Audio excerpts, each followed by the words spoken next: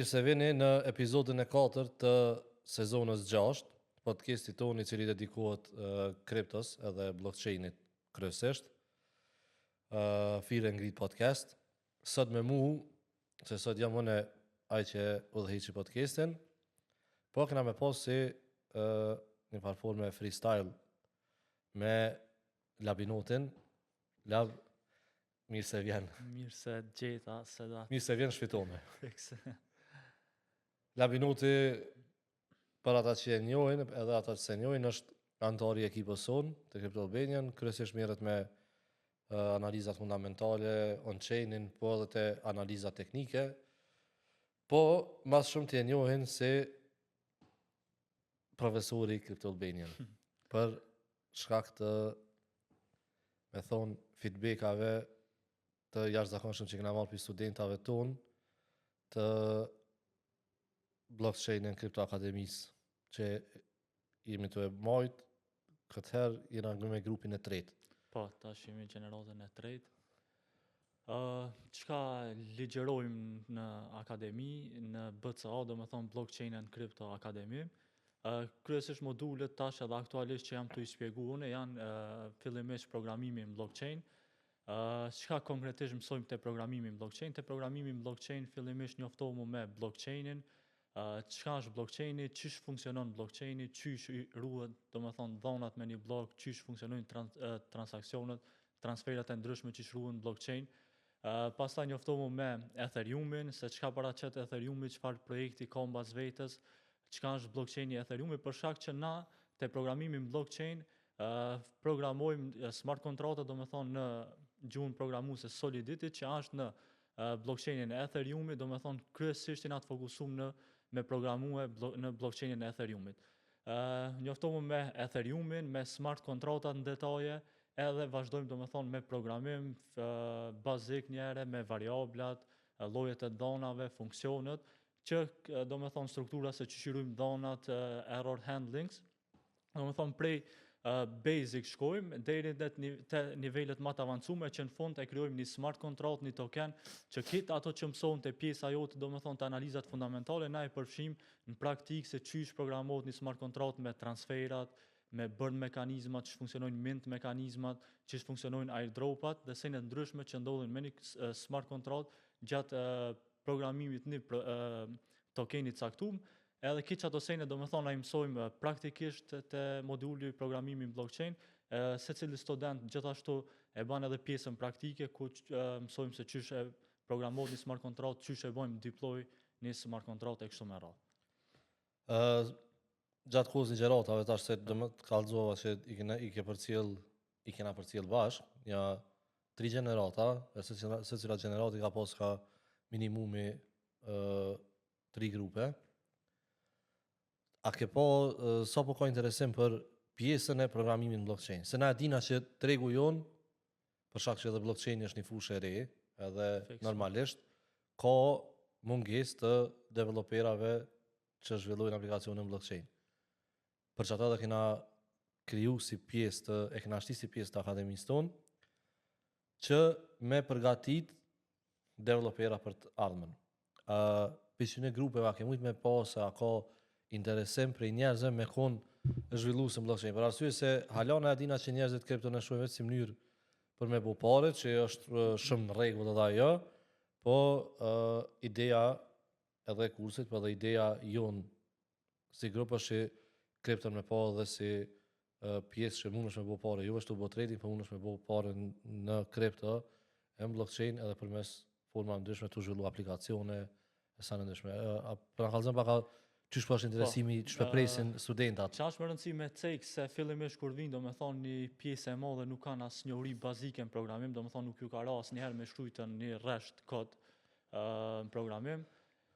Po me kalimin e do me thonë kohës që nismi me mësue fillimisht që funksionon blockchain e pastaj kalojmë edhe në programim blockchain, e shoh që e gjenë si modul, do me thonë modul atraktiv, për shkak që edhe ato nisin me praktiku që ato sejne me shkru kod, me deploy smart kontrata në blockchain, edhe një pjesë, një shumicë, do me thonë, e studentave shoh që janë të gatshëm, do me thonën, edhe janë të interesuar me build diçka, do me thonën, me ndërtu diçka në blockchain Apo edhe thuj në herë, a e mujnë ani mim coin edhe shujnë ashtu. fix që ata më shumë janë të interesuar, sidomos te pjesa e fundit që mësojmë se çysh programohet një smart contract, një token i caktuar, e shoh që një pjesë e studentave janë të interesuar se çysh mujën me kriju një token edhe me lansu një token. Shumë mirë se që edhe është edhe ideja e akademisë tash edhe përmes akademisë tonë kemi bua edhe marrëveshjen me Binance Akademin për mi në farforme për mi eduku masën, edhe pse këto programimin e këto nuk hin, po në thonë qëllimi gjithmonë ekipës tonë, kompanisë tonë nuk konë një farforme edukimi i masës në kripto edhe në blockchain. Në njemi eduku shme konë edhe traderat mirë, shme konë traderat disciplinum, po në të rënanë edhe ata që dojmë ndërtu në blockchain, që shme konë edhe ndërtus të mirë, me ditë me vo produkte atraktive. Po kalojnë tash pak edhe kjo pjesa tjetër, se ti e ligjeron edhe on-chainin. Po du pa më të regu këtë pjesë, se unë e kom po për studentave, sidomos gjenerata që e tretë, do më thonë, se me njerë mas pjesës temë fundamentale, vjen pjesa jote që është, tash pjesa fundamentale është një me teori, ma shumë. Nuk është me anashalu, për asyri se pjesa fundamentale është shumë e rëndësishme për me të mbrojt ty një farforme prej investimeve të këqija, për me të mbrojt ty për investim prej skemave të ndryshëm, me ditë me identifikuj sosene. On-chainin që kam prit. So në pesha prej studentat që bëjnë shumë, se ndodhë po vinë ka 3-4 minuta ma herët, do të thonë, ke bjen që me nëzis për presin orën e ligjeratës. Shpo kalem e ta? A keni gjithë farë projekte, a keni gjithë farë projekte, a farë me na servira nej. Akademisë, do më thonë gjeneratës parë, për modulëve që e kanë gjithë modulin ma atraktiv për gjithë moduleve, e kanë po që një shumicë ju pëlqen mas shumë të moduli i on-chainit, për shak që si modul, si fush nuk ka shumë e njohun të masa, do më thonë në botën e kriptos. Fillimisht çka bojmë te on-chaini, njoftohemi me on-chainin, se çka është on-chaini edhe çka paraqet on-chaini, për shkak që e shoh se shumica edhe këto që vinë nuk kanë as njohuri bazike në on-chain, po na fillojmë domethënë gjithçka pin zero, pe asaj bazikës tu e shpjegu se çka është on-chaini,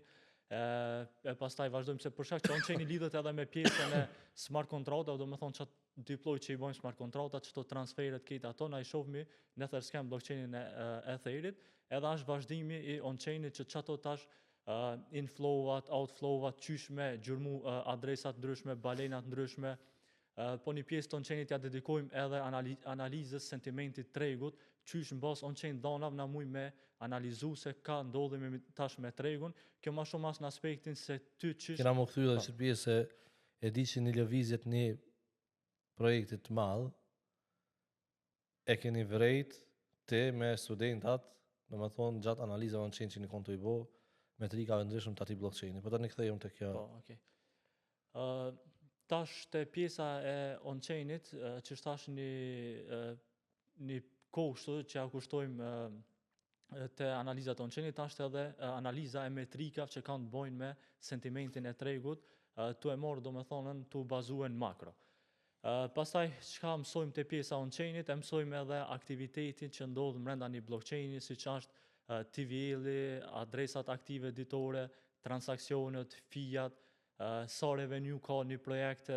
në on-chain, një blockchain në on-chain, sejnë e ndryshme që e shoh te studentat e gjejnë shumë, do me thonë, atraktiv këtë pjesë. Po pjesa më e rëndësishme që është ai momenti kur gjejmë adresat ndryshme, që i gjurmojmë çato adresa dhe shohmi se çfarë blerje po bojnë, ku po i bojnë shitjet, për shkak që ty kur e gjen një adresë, kur e shef që po bën blerje të mira edhe shitjet në zona të mira, ti veç ta lehtëson procesin edhe të researchit, të analizës fundamentale, edhe që me gjithë projekte, për shkak që shpesh ka raste kur ti e gjen një adresë caktuar që e ka bler një token caktuar, prej asaj adresës ti shef njoftohesh edhe me 2-3 projekte tjera që ashtu i holl çajo adresë, kështu që ta lehtëson shumë atë procesin e researchit, edhe domethënë informacionet edhe dona që i merr për një adresë caktuar mund me don një profit edhe mund me kon një hap para tjerëve ose para realitets. Po çka është ideja edhe e on-chainit, se on-chaini tani për një me kon një hap para masës, se ata që njerëz që dimin lexu dhënat on-chain janë gjatë një përpara për arsye se më rrin me tash qysh një përpara janë insiderat. Tash on-chain ti vren lëvizjet e insiderave ku mundesh me pa një lëvizje në një projekt caktuar, siç shke puna çdo ditë, unë ti bashkë me Sokratesin, shout out të Sokratesi. Çdo projektet në Solana, on-chain, për shumë shpo ka lëvizje shumë, janë ato po plot projekte që janë aty përcjell, lëvizje brenda ditës 100% që po janë të bo. Kthejmë në të kjo pjesë, por njerë kallëzëm asat pjesën interesante qysh me studentat e keni vrejt që Ethereumi po bëhet gati për lëvizjen e madhe që e boni prej $1,500–2,000. Tash është interesante pjesa on-chainit se e kam gjetë një adresë që është, kam e cekët qëtë rast, e kam gjetë një adresë e njonit për influencerave në Twitter, që i ka dikun mbi 150.000 followersa, edhe në te pjesa on-chainit do më thonë e mormi edhe analizojmë atë aspektin off-chainit që është sentimenti i rrjeteve sociale, qysh i bën ai tweetat, edhe çka ndodh me çdo tweetat, do më thonë prapaskën on-chain. Kam kallëzuar edhe këtë si rast, po fillimisht kallëzojmë çet rastin qysh e kena analizuar një lëvizje që ka menduar te Etheri vetëm në bazë të on-chain analiza. Periudha maj qershor, do më thonë prej prill maj qershor u ka një periudhë që retailsi u kanë goxha birish në Ether. Do më thonë janë bezdis të price action që e ka bën Etheri, për shkak që në qatë periudhë veç hyni më një range Etheri edhe nuk ashtë që bajke naj lëvizje. Po donat on-chain folshin kitë kundërtën, për shkak që na me studentat kur mërshim me analizu donat on-chain, fillimisht ETF-sat, te ETF-sat e kemi pas një inflow që nuk ka ndodhen në histori të ETF-sat, do më thonë qaj akumulim. ETF-sat, kompanitë e ndryshme veç në prapasken bleshin Ether edhe pse retail si mosa ishin shumë birish, edhe sidomos sentimentin rrjetet sociale ishte shumë birish në Ether. Sidomos periudhën qershor korrekt, BlackRock i analizojshmi on-chain, krejt transakcionit i ka pasën outflow, do më thonë i ka pasën blerje, do më thonë prej në Coinbase në walletin e tyne, konstant ka pasën blerje me sasi 25 milion, 30 milion, kjo konë do më thonë njona për metriksav që veç nga ka dzëke që edhe pse retailsi tash është birish, institucionet, on-chain i ka dzëke që institucionet veç akumulojshin. Normal, sa ta institucionet janë këtë lëvarisht një hapë për para retailit gjithë, jo një për ashta shumë hapë për para. Një tjetër metrik që është TVA-si, Total Value Stake, sasi po stake-et në Ethereum, veç më rinjë me një all time high, do me thonën, na ishmi në Ether me një range, do me thonë qmimi, shkoj me bajke lëvizje chopi, sideways, do me thonë, po TVA-si shkoj veç në all time high, që kjo është shumë pozitive për shkak që kur kemi edhe një stake të madh që e bojnë, kjo veç edhe e nolat self pressure që është edhe pozitive më një projekt, dhe edhe qetra metrik, do me thonën whale net flows, që janë blerjet edhe akumulimet që analizojmë të whale, ka pas një inflow që nuk u konë 6 vitet e fundit qaj akumulim. Kena pas një inflow shumë të madh, edhe kitë që to, plus tjetër TVA-li e Etherit shkojke në all time high. Po, shto dymet që i përmene TVA-li, Total Value Locked dhe TVA-si Total Value Staked, janë dy metrikat, nashta me thonë kryesor, kur i analizon njëri layerni blockchainat, për me pa cili layerni blockchain është të dashme bo lëvizje. Se Total Value Locked të kalëzën për projektet, cilat veç janë të i varforme të akumulu sasit e tyne të i rujt në qatë layerni blockchain, e TVA-sit të kalëzën që kujni qati blockchaini që shporitë të sasia atina në staking. Se kur hidden staking ajo, na e dina që ajo do me thonë largot për likuiditetit dhe nuk mundet me u trektu. Me një fjallë për shemull edhe kryo një farë supply shock të exchange-et, për shkak që kemi pas nxjerrjet e Etherit prej exchange-eve në cold wallets. Janë dikon 32% do këtë është sasia e Ethereumi që është u bo stake. Nuk e di sakt me shifra, po që aty është dikon të rreth 32%. Po një sasia e madhe ashtu bo stake. Edhe një tjetër aspekt tash që analizojshmi on-chain për shembull, me lancimin e Pectra upgrade-it, kur analizojshmi transaksionet dytore që janë të kujnë në Ether, edhe i analizojshmi fiat, atje shef që kur ka high usage networki, kemi një ngritje të fija, për shkak që mos me pas, do me thonë, mos me spam blockchain e Ethereumit, që u ka nështë edhe një për arsye që... Po, rritet që ashtu rritet çmimi gasia për arsye se për me mujt çmimin e rrisin validatorët. Pse rrisin për me rrit kualitetin e tyne, që transaksionet mos me u vënu, me u kry transaksionet ma shpejt. edhe pse e dina që na këtu, domethënë te ekzekutimi i transaksioneve Ethereumi ç'a lën, Fiks. e këshini volumin në tash- përdeksa po, kur Tash ka i është analizoni. rëndësi deshta me cek kështu të Etheri se non-chain është shumë interesant prej lancimit nëse shohmi datën, lancimit Spectra upgrade-it, veç e kemi një stabilitet te fiat. Kemi për shembull që janë shumë menoj që janë shumë pozitive te Etheri për shkak që kemi një rritje të madhe të numrit të transaksioneve, se nëse analizojmë dhënat e kaluara, çdo që kemi pas rritje të numrit të transaksioneve, veç se kemi pas prap rënje për shkak që kemi pas më një rënë ngritje të fiat. E tash kemi një rritje të numrit të transaksioneve dhe kemi fiat stabile që me një aspekt tjetër na ka dhënë që Spectra upgrade veç u kon një Po upgrade me po dihet sukses. që është Edhe veç mujmë pa të fiat e Etherit që tash nuk Po. kanë sikur të kaluamën që janë kanë. po se kanë ndryshime që kanë bërë tash, kanë bërë ndryshime të mëdha në blockchain teknikisht. Tash u paralajmëru dhe upgrade i radhës, Fusaka upgrade, Po. cili parashihet me dalë me net në 10 orë, që është pit orë ka fillu testneti, edhe kjo pritet me rrit performancën e Ethereumit, që është e pashmangshme, nëse Ethereumi pretendon me kon blockchaini që institucionet kanë me ose me thonë ka me kon arkitektura ku institucionet financiare të bankimit tradicional kanë me përdor Ethereumi për me tokenizu asetet e tyne, për me i kalu shërbimet e tyne në blockchain, e nëse Ethereumi do me kon çaj blockchain, paçare ka për me rregullu çto me thonë so mangësi që ka pas deri tash. Mangësia që ka pas Ethereumi, e dim se Ethereumi është sot llogaritë blockchaini më i sigurt në botë, bashkë me blockchainin e Bitcoinit. Institucionet po e dojnë sigurinë, po institucionet dojnë edhe ti me kon scalable, që transaksionet mos me, se për shembull thash on the finance, kur i tokenizoj asetet në blockchain të Ethereum dhe ofroj për të institucionet për trading, ka pas ankesa se transaksionet po vonohen deri në 10-12 minuta. E kjo nuk institucionet nuk dojnë me ndodh për arsye se blockchaini llogaritet si në arkitekturë ku që kesh dosh me konë sani kryesor, shpejtësia e ekzekutimit të transaksioneve me konë shumë e mirë, që ka për shembull nashta Solana, se nuk i intereson institucioneve pagun fi $10, $12, ata e dojnë sigurinë po edhe shpejtësinë. Tash Ethereum jo në besoj që gas fiat apo kanë me konë më lart se që janë, po sigurinë që ofron Ethereum nuk i ofron Solana për shembull, se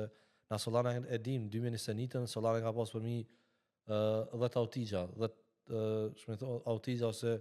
ndaljet blockchaini, ku blockchaini u ndal totalisht, do të thonë transaksionet janë ndal, nuk janë ekzekutu, nuk janë procesu. Kjo i ka ndodhur, e Ethereumit kjo nuk i ka ndodhur asnjëherë. Tash jena të pa që janë të punu në atë drejtim, për arsye se kena pa edhe Vitaliku, që është edhe krijuesi i Ethereumit, ai ka paralajmëruar këtë, bile e cek me një vend që me një tweet që i kom angazhu developerat më të mirë që kena në Ethereum, që për 18 muaj të ardhshëm me arrit Ethereumin me bo scalable, blockchain scalable, ku institucionet nesër nuk kanë me se ata e këshyrin retailin, po unë gjithë thëmë, Solana është blockchaini retailit, ku retaili e ka fokusin se retaili këshyr këto fiat e ulta me konë fiat për transaksionin më krypë shumë shpejt, për arsye se retailit intereson më kry transaksionin 100 sekondës, sidomos kur është u tregtu projekte në on-chain. Po institucioneve nuk intereson me më kry në 100 sekondës, ai mund me konë edhe më ngadalshëm pak ekzekutimi i transaksionit, po e dojnë sigurinë, po as nuk dojnë me zgat një transaksion me zgat 10-12 minuta që i shkakton tani në adina që në blockchain mund me konë me 100.000 transaksione të ekzekutu, e tash me nisë me vonu me kaq shumë, ngjallë tani paknasi edhe të klientat e vet. Që është hapi i madh që i duhet me bëu Ethereumi, që besoj kanë me arrit, për arsye se i ka developerat më të mirë në botë, mund me thonë, në fushën e blockchainit, i ka numri më të madh developerave, edhe besoj që arrin. Çfarë aksione metriksa tjera po për shembull volumi në përdeksa, volumi në inflow në stable coinave. Po tash për shembull është një sen interesant që kisha dashur me çelësi te impuna e këmbimore decentralizuar, që veç tash pe kemi një hype, sigurisht që kemi për shembull te Asteri që po e push Sizia Po. ose te Hype që po zhvillohet tash një luftë midis Asterit edhe Hypit. Është metrik Po, shumë tash është interesant se këto dy u dasht dikush me dalë me qitë një Dex që i bën konkurrencë Hypit, se Hype janë nisi me bu konkurrencë këtë gjatë madhe, sidomos në futures edhe ceksave, tash CZ-ja me një, që thoj me një guri dy zëj i rëzën. Një, tash edhe i krijon konkurrencë Hyperliquidit, edhe rrit Asterin, e bën një projekt multimiliardsh, ja largojnë një konkurrent Binance-s, edhe pse na dina se CZ-ja të repi Binance, pa apet, Binance është krijesë e tina, e na për shumë ta shkelu që është të bo. Edhe në ato e pa në asmimin edhe lëvizjen që boni Asteri, e kena një qëtësim të Hyperliquidit, pa menon që realisht Asteri për shkak të cizis mund të mi bo konkurrencë Hyperliquidit, apo ofron një me produkte që edhe ka një që Dex e ka user friendly qash shumë, se ti i këshyr edhe pjesën e sa është UI UX-in që ka, sa është user friendly, sa shpejt punon. Çka kisha dashur mi cek do statistika interesant sot di këshir shan on-chain, do me thonë volumi në 24 orë në këmbimorët e decentralizume për momentin i 17-18 miliard dollar, ndërsa 7 ditore ishte për afërsisht 130 miliard dollar, edhe ajo dominanca ndërmjet këmbimorëve decentralizume dhe këmbimorëve centralizume ishte 45 me 55%, do me thonën kogja një dominancë tash janë të zonë këmbimorët e decentralizume që neve, kjo është një metrik që neve që ashtu na kallëzu që tash edhe këmbimorët e decentralizume janë një faktor kryesor në botën e kriptovalutave. Tash edhe retailsi veç ka nisën me shif, do me thonë me çu fokusin ka këmbimorët e decentralizume, sidomos me lancimin e PAM Datfonit. Tash, nëse e këshirmi për shembull në FIA, për momentin ishte të dominue Asteri, ishte të dominue Hype-in, Hyperliquidin, po këtë kjo vend shkaku që falem edhe airdropin që janë të bon, që janë të incentivizu mosën me krye, do me thonë sa ma shumë me bo volum me... Po, se ka që volumin stables nëse len në ishtin likuiditet të Asterit, për mu kualifiku për airdrop, se ka që ashtë duket me 7-8 tetora. I kishte 3-4 faza që dëshë me bo future trading e spot trading, kitë kjo tash ashtë ndikue pozitivisht në gjenerimin e FIA, për shkak që, a dy që është një aspekt. Nëse një layer 1 ka performancë të mirë, gjithmonë e kemi historikisht edhe DEX-i që ati layer 1-shit ka pas performancë mirë. Për shembull, Uniswapi kur kemi pasur performancë mirë, Uniswapi e ka ndjek Uniswapi, ose për shembull te edhe tash është Uniswapi, edhe tash ka volum të madh. Fiks, ose Pancake-in që kemi pas te rasti BNB-s. Tash po përsëritet i njëjti skenar me një performancë shumë të mirë BNB-s, e patëm edhe Asterin që do. Se tash për një më janë shumë të avancuar. Dexa tash, me Dexa 2021, si ka UI UX, si ka produkte që ofrojnë. Se që diskutuam më herët, ideja që ka nis Asteri u kon kushe kujton që mon men atë traderin e famshëm në Hyperliquid, James Wynn, ku ajo likuidu. Edhe tash ai fojnë leke të thëke ka shumë që kanë qef me më po në zero, po arrim me përcjell transakcionet, edhe po arrim me më likuidu, do me thonë market makers, vetë DEX-at. Edhe tash ai tha, do të me dalë një DEX që ofron dark pools, ku ti transaksioni jëtë nuk mundet me u përcjell deri në momentin e ekzekutimit të saj. Se tash e lidh kanë në sen dhe unë ashta kom vrejtë një coin, lëvizjen një coinit para masës, tha tash kush është të përcjell valletin tem, tha unë kur po du me blej çat coin caktum ose çat token caktum, tha po çata që kontum përcjell tani në kohë me mua po bëjmë blerjen, tha dhe po çapo shaktojnë ata apo shaktojnë me u ngrit fija e transaksionit që unë kam dashur me bëu tha. Me dark pool tha unë e kryj transaksionin në mënyrë anonime, pa mujt me u përcjell, derisa të kryhet çaj transaksioni i jamit. Tani ti mundesh me pa që ky ka bëu çaj transaksion, po deri në momentin e ekzekutimit të transaksionit, transaksioni ti mos me mujt me u trejserat. Që në farformë besoj që ka drejt, se pa drejtësisht ty po të shtin me ble ma shtrejt një aset që ti e ke zbulu që një lëvizje të saj që mundet me u bo, për arsye se dikush që ta përcjell valletin tën, edhe pse është zotësia aty në që ta përcjellin valletin, edhe përcjellin ty për me ditë me të përcjell për me ble sa ta se caktuar. Tani e dija pa të bë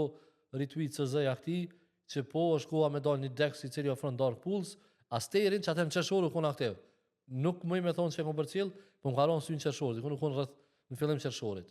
Si një DEX i cili është tu inkubu prej Uzi Labs, po për që tani historia e kësaj u kon shumë interesant se CZ bën një tweet ku i uron njerëzit për BNB-n që ka arrit çmimin $1,000, edhe në rreshta thot si më thon shihemi se BNB-ja ka bo 1000x prej çmimit të 10.000x 10.000 po. prej çmimit që ka posi ICO. Më thonë ka dalë me çmim dikon 10 cent më duket. 10.000x i bjen Tash $1,000. $1,000. Edhe këtë tha, shihemi në 10.000x-in tjetër, edhe mrena 2 ditë u dal Asteri. A menon që mundet me shku Asteri me bo 10.000x prej çmimit, tash do të me këshyr çmimin filles, në adina që njerëzit se kjo nuk ka dalë në shitje si ICO, se në ICO çata të parë kanë e blejnë, për shembull ashtu 1.000 veta që e blejnë ICO, këtë e blejnë me çmim të njëjtë, 10 cent. Po në adina që çmimin fillestar të Asterit ka mujtë me nëzon veç insiderat e Asterit vet, ekipa, njerëz të afërt të ekipës, a menon që mundet Asteri realisht me bëu konkurrencë Hyperliquidit, na shalla me të kalu Hyperliquidin. Unë që menoj për shembull ku më vete edhe për Se tash më fal. Po shumë si ka edhe të tjerë konkurrenta, Bybit e qite Dexin e vet bashkë me Mantle, e bën ashtu Coinbase do më thonë. Coinbase është ovën e tën, Avantis. Do të thonë janë ato po kombimoret më të mëdha në botë, ceksat më të mëdha në botë që janë të i kriju Dexat e vet tash që është pozitive. Po prap menoj personalisht edhe pse tash një hype fillestar për momentin e ka e Asteri edhe ashtu dominue Hyperliquidin, prap menoj që një DEX më stabil edhe kur vete te pjesa e UI UX, do të thonë shumë më user friendly është për momentin Hyperliquidi, pse se nëse shkon me tregtu në Hyperliquid, ta jep atë ndjesinë që jetu tregtu me një centralized exchange, po ti në fakt jetu tregtu me një decentralized exchange që e ka një UI UX goxha të mirë në krahasim me këmbimorët e decentralizuar me tjera, edhe prap menoj që nëse kryhet kjo tash sa ka më kon organik kjo puna incentivizimi që ka me bëhe Asteri edhe sa ka me mujt me majt çato numrin e fijave, volumin e këto kit mbetet me u po prap menoj që lejtari kryesor tash për momentin është Hyperliquidi, shkaku që veç është një kohë më të gati edhe e ka kallxuar stabilitetin e vet në këmbimorët e sa i përket DEX-ave. Është edhe kur e përmendet James Wind tu që kanë mujt me trackerat goxha herët kur ka bën blerje, është një rast interesant që e përcjellshëm on-chain, është një influencer me një bazë të madhe të followersa, me mbi 150.000 followersa që kryen do me thonë analiza fundamentale nxjerr projekte. Kam rastis me gjetë adresën çati influenceri edhe tash po analizojmë te akademia qysh manipulohet masa, sentimenti në rrjete sociale edhe çka ndodh komplet në prapasken do me thonë në on-chain. Nëse e mormi në on-chain, tash i mirëshmi 2-3 projekte që i të fytke, bajnë thirrje për blerje, po nëse kur shkojshmi në on-chain me këshyren, shkojshmi prej transaksionit fillestar ku ka nisaj, a ka bon blerja, që ka morë, do me thonë në fillimisht ai nuk ishte as blerje, po i mirë ke pini adrese, që ajo adresa ishte e ekipës, që ati tokenit, i ka morë për qësaj adrese, e tash kur i analizojshmi transakcionet tjera me radhë që është i bojë, këj transakcionet që ato data që ai ka bon të fita, kënej ka bon, do me thonë anën tjetër ka bon sell. Ai ka bon të fit për me bleje, anën tjetër bajke shitje që keta... Që kjo është përparësia on-chainit, që nëse jeni on-chain detektiv shumë i mirë, kemi arrit me i detektu shumë manipulime që ndodhin, na dina që fituesën në fund në këtë reg janë një pjesë shumë e vogël, 5% ashta max 10%, e në kripto pjesë që asoj 5% 10% mund me konë veç nëse je i mirë edhe në on-chain, se arrin me i detektu shumë manipulimet e influencierave të mëdhenj, se na dina që këta paguhen prej projekteve ku pagesa bëhet me në formë të tokenave, ja jap tokena për me shill çat projekt caktuar. Edhe tani normalisht kush ka me konë exit i tyne ka me konë retailer. Fikse edhe një pyetje që më bashim pse pushet pjesë për shembull çaj. Arsyeja pse shit ke pjesë tash është edhe një send tjetër puna e likuiditetit, edhe arsyeja pse bajnë këtë fita, ajo është pikërisht çaj puna e likuiditetit, pse nuk jam mundsoj ke mënyrën me bën çto shitjet, po shit ke pjesë, do të thonë edhe ato followersat e vetë që i përdor ke për exit liquidity. Na kena po sidomos kështu 18 muaj marketi nuk edhe lëvizje kur po bën marketi nuk po bën me çuçi na mësu për shembull 2019, 2017 kur ka bën lëvizje këtë tregu. Po ka lëvizje të likuiditeti po shkon te disa projekte të caktuara që i takojnë një narrative të caktuara. Për shembull, na e pam komplet likuiditeti sa u koncentru te çta perp dexes, te dexat që ofrojnë perpetuals, që shkën Asteri, që shkë kjo e Bybitit që e lansoj qash, s'u kujtohet emri. Apex-i? Po, Apex-i, tani dul kjo plazma që e lansoj tokenin e vet, XPL-in, ZPL-n. Këtë likuiditeti shkete to, edhe do me thonë lëvizje që po buon tash edhe në on-chain te Solana. Tash në tetor e dina që është tetor është muji kur SEC-ja ka afatin e fundit për me i aprovu ose me i refuzu ETF-at e aplikimet që i kanë bu projekte ndryshme për ETF-a. I kanë bu fundet investive për projekte caktuara. Për shembull, pritet për Solanën, XRP-n, Dodge, po, këto janë do ETF-a më të vogël, por këto ETF-at që i kanë aplikuar për to kompanitë mëdha, fundet të mëdha investive. Edhe më duket është edhe Litecoin-i, nëse s'gaboj. A mendon tash në tetor kur t'ja nis aprovimi syne ETF-ave, mundet me nis një narrativ ku ecën projektet të cilat veç i kanë ETF-at, shërë për shembull Bitcoin, Ethereum, tash këto, po ka dhe ETF-a më të vogël që mundet edhe bashkë me to me ecë edhe on-chain projektet e këtyne. Fiks është, po, është një skenar tash interesant për shembull që mund me ndodh me nis që po thotë edhe një narrative e re. Deri tash që kemi pas atë traditional alt season, që kemi pas një lëvizje të altcoin ashtu në përgjithësi. Komplet. Tash po shohim një shift, një fokus të institucioneve te disa projekte të caktuar që mund me pru një narrativ që thirrë narrativa digital asset season. Kjo narrativi përket pikërisht qëtënve projekteve që po thu ty, që fokusi institucioneve është në qëto projekte. Tash për shembull, këto janë digital assets, treasuries, ku kompanitë po blejnë asete, se tash kjo dallon për shembull për ETF-ave. Se ETF-at janë fundet investive. Këto janë projekte që kompanitë të ndryshme po i blejnë edhe për mi ruajnë thesarin e tyre. Çu shke rasti me WorldCoin-in, VLD-ja, ku një kompani blejti rreth 250 milion, edhe e pam lëvizjen WorldCoin 100%. Një kompani tjetër blejti Litecoin, e pam lëvizjen Litecoinit. Tash po blejnë ka që po dojnë kompani me blej Avalanche, e kena pas Solana, dy kompani blejtën dikon rreth $3 miliard gjatë mujit shtator. Tash, do me thonë janë dyjat nisin paralelisht. I kena ETF-at edhe kena ato digital assets treasuries, që për një me të bën me menu që nashta tash ka me ndodhë ky shifti ku fokusi ka me konë ma shumë se projektet, se na e pam që janë gjende kompanit mi bo një projekti si Ethereum-i, para menu që i bojnë nëse bojnë blerje me njëtën fuqi, projekte që kanë market cap ma të vogël, si WorldCoin, Litecoin, cilat janë koqa ma të vogla se Ethereum-i me market cap. Po, njëtin sen e menoj edhe që tash mund me pas qatë një narrativ të re që kryesisht fokusi ose ato performuese që saj narrative kanë me konë projektet që fokus në to kanë institucionet. Edhe që po thu ty, pjesa on-chain do me thonë projektet që janë ndërtu me në qato ekosisteme, është mirë me pas fokus, sidomos për shembull tash Solanën, edhe një narrativ që po e push Cizia, që është narrativa e BSC-s që po shohim vetë që do të kena kanë fillu me bon lëvizje. Po, e kena po na se edhe në podcastin e dytë me Labin, i kena përmend disa projekte cilat janë inkubuar ose janë backed prej Uzi Labs, edhe kena pa në lëvizjet e tyne kanë 100%, 200% që kanë bo mrena javës, kur nisi që narrative, do me thonë momentin që BNB-ja arriti $1.000.000, ato ja nisën lëvizjet se që e folë ma herët, kur ecë një lernish i caktum, nisë dhe lëvizja në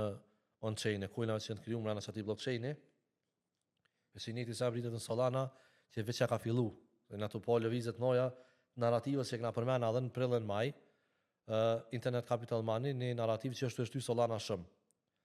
Edhe jëmë të po projekte që Solana për i ban retweet, që nuk është e rasishme, shambull një loj që dul pardje, një retweet i Solana se që i prej dikon 3-4 milion në 30 milion market cap atë loj. Do me thonë që edhe pse është rrezik me të rektu në on-chain, se këto logaritën si gjithë i thojna, janë high risk, high reward. Mundesh me fitu shumë, ndoshta herë 10, po mundesh edhe në zero me trose, nuk mundesh aty reagimi është shumë i shpejtë. Edhe tash ti nëse do me fitu shumë, ti dosh nuk i kohë shumë me analizu fundamentalisht një projekt. Për shembull, janë me 10 projekte që në prill edhe në maj kanë performu shumë mirë te që Internet Capital Money, po sot kanë rënë ndoshta dikon 80-90% nuk janë filma. Ka projekte që kanë arrit me mbijetu gjatë verës, kur çka narrativ ra krejt, edhe tash janë tu bo lëvizje si puna e Kledit, Kled AI, e cila verës u majt mirë, domethënë rapi dikon 40 milion në 6 milion, që aty e bën një stabilitet mirë 6-7 milion, dhe tani e pom tash prap shkoj deri në 40 milion market cap, u kthye aty ku kon, bën all time high 3. Tash nëse shohim që Solana ka më për shkak të kësaj narrativës që po thonë që unë marr për shkak të ETF-ave edhe për shkak të DAT narrativa, Digital Assets Treasuries, jo më betejnë është Solana që akumulohet më shumë prej institucioneve e kompanive, normalisht mund me po lëvizje edhe në on-chain të projekte që janë ndërtuar në Solana.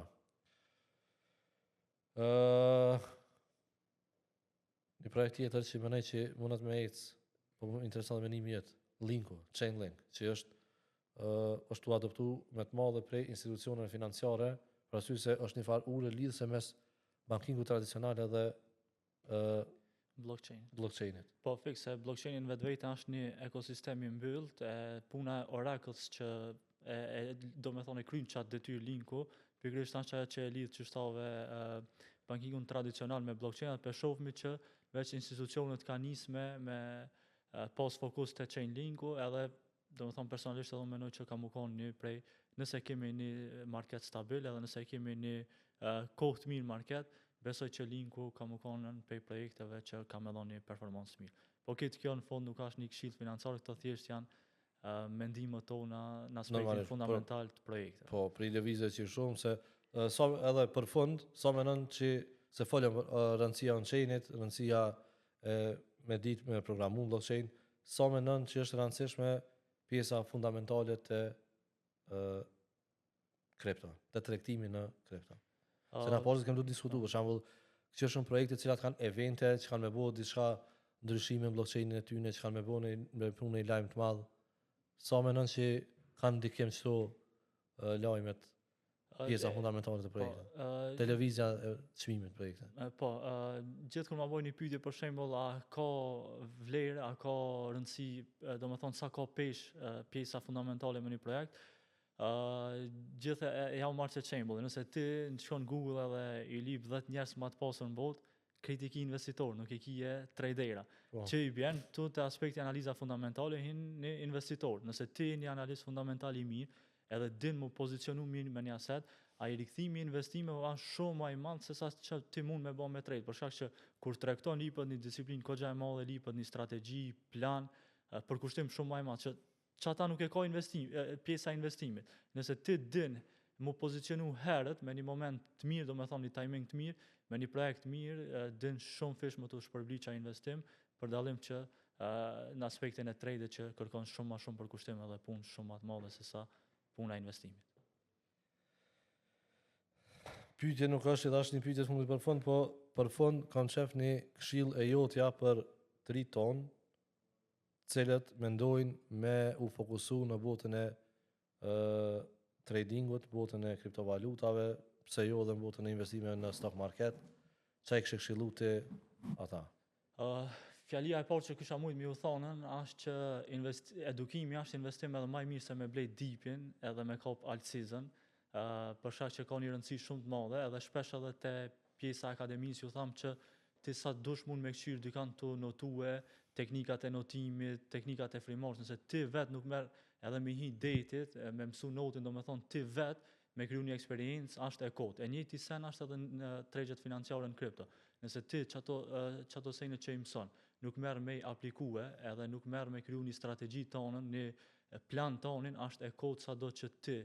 teorikisht i disejnë, nëse ti nuk i hit datit vet, do me thonë asnjëherë nuk mund me kriju qatë eksperiencë edhe qatë strategji. Kështu që mendoj që edukimi është pjesa më e rëndësishme për zotri para se mi u hin tregje financiare, një nash mirë mu edukue edhe tana me i bon çto sejnë në praktik, domethënë me nis me tregtu. Faleminderit shumë Lab, e ngut Labin, më me thonë që nuk u kon ma letë se sot kur me u eduku sidomos në kripto. E dini që na, kompania jonë Crypto Albanian, me produktin tonë që kena Binance Blockchain dhe Crypto Akademin, në bashkëpunim me Binance Akademin jena të organizu kursin falas për edukim në botën e blockchainit dhe kriptos. Prej dje ka fillu edhe lëshimi videove në platformë, në Discord. Jo nëse do një mu eduku e me mësu për tregje financiare, për një val të re që po vjen për njerëzimin ku nashta nuk ka me pas më nevoj me nu qysh me punu të dikush për me bu pare, po kime mujt të vetë me një telefon ose me një tablet ose një laptop prej rahatis shpis tone me punu të për vetën. Linkun për me na u bashkangjit në këtë akademi, keni me gjetë në kur të lëshojna dhe këtë podcast në YouTube, po mundi me gjetë linkun edhe në rrjetet tona sociale, me na kontaktu në rrjetet tona sociale, kursi është free, me u bashkangjit është free për me mësu. Nëse do një jenë edhe disa sene tjera për me i përcjell, për me kriju disa kushte, mundi edhe ato, po nëse menoni veç me u eduku në kriptot që ja vlen shumë, e keni Binance Akademin bashkë me Blockchain dhe Crypto Akademin, cilin ofrojnë falas, edhe është mundet me kon pika